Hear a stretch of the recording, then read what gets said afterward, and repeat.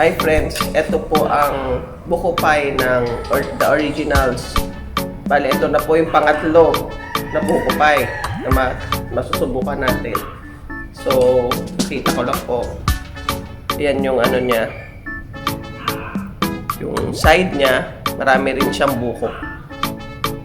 Oo, yung ratio ng buko at saka yung filling, mas less yung filling kaysa sa buko. So, subukan na po natin.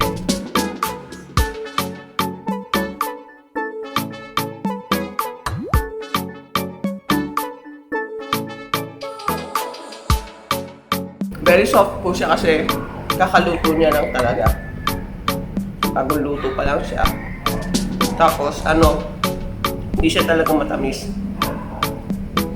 Yung dough niya, flaky.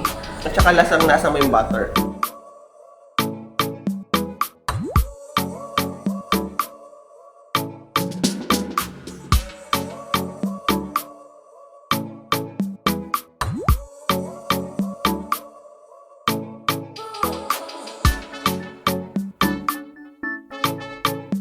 Yung Lumars po na natikman ko, mas thick po dito.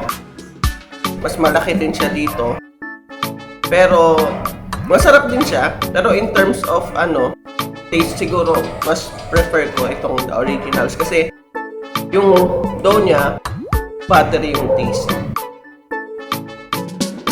So, dun sa tatlo, ito po yung mas nagustuhan ko yung lasa. Sana po ay nagustuhan nyo ang ating video for today. Kung nagustuhan nyo po ang ating video, please like, share, and subscribe. At huwag nyo pong kalilimutang i-hit yung notification bell para ma-update kayo sa mga current videos ko. And pwede rin po kayo mag-comment kung anong gusto nyong i-try ko next time. So, hanggang sa susunod na video ko po, ito po si Lorraine reminding you that God loves you.